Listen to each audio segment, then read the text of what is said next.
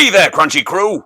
Don't tell Herbie Jerby I'm back in here. I don't know, I guess we'll just say this episode's outside the regular continuity. So, remember back in January when I said that anything goes? Well, I'm cashing that chip in. See, July went by so quick, and I sort of forgot I had to make a video this month. I do have some excuses, if you're interested. All Puppet Players has started doing live movie nights again at the theater. Plus, we're in rehearsals now for Pup It, which will run from September 8th to October 7th. And I do make regular weekly appearances on the APP online show Re-Examined, where Shannon and I rewatch old episodes of The X-Files. So, I'm a pretty busy guy. But I did commit to doing one video a month for each month of 2023, and I want to stick to that. So, while this isn't exactly the video I planned, I did do that whole Barbenheimer thing recently, so maybe I could make a video about that. Yeah, I'm calling it. This month's episode is...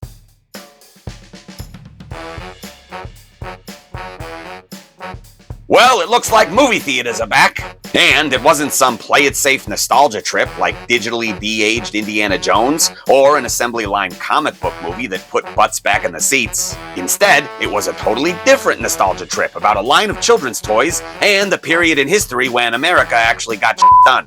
It's Barbenheimer, an internet meme about the juxtaposition of two very different films that just so happen to share the same opening weekend. Even though these two movies don't really have all that much in common, the idea of seeing them both back-to-back in one marathon session set the internet ablaze, which is how I wound up spending 6 hours at a movie theater last night, and why my bathroom this morning smells like somebody left a jug of popcorn butter in the sun.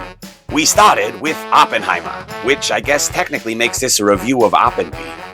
Christopher Nolan's latest film is an epic examination of the life of J. Robert Oppenheimer, the man credited with the invention of atomic weapons. Nolan's screenplay follows an unusual structure, jumping between various points in Oppenheimer's life, chronicling his personal relationships, his work on the Manhattan Project, his political advocacy concerning the use and development of atomics, and his public fall from grace. The movie flits rapidly between these different time periods, with back-to-back scenes often taking place years apart from each other. Each of these story threads is presented more or less linearly on its own, but it does give the movie a somewhat herky-jerky feel. I think Nolan tried his best to ease this effect by really leaning on the film's score, which starts with the opening scene and plays almost non-stop the whole way through. I guess this does give the movie a unified feel, it's just that what it feels like is a 3-hour trailer. There are a couple of spots where the music cools off, but overall the music is extremely noticeable, which is usually not what you want out of a good film score. That said, the movie is still captivating to watch.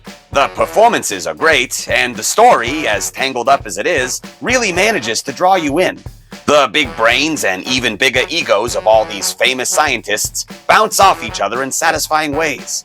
But all the science is still depicted in a way that's easy enough for a lay puppet like me to follow.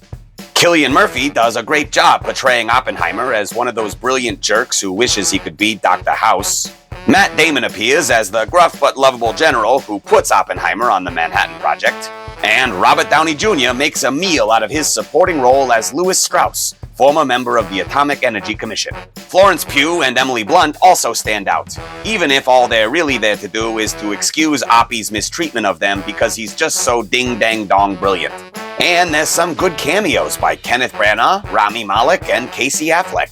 For an interesting story, expertly acted and presented by a talented filmmaker rather than a paperclip stack of studio notes, check out Christopher Nolan's Oppenheimer. Just don't sit in the first 3 or 4 rows, or else you're gonna have dreams about a kaiju-sized Cillian Murphy slurping you up like a lo mein noodle. Well, unless you're into that kind of thing.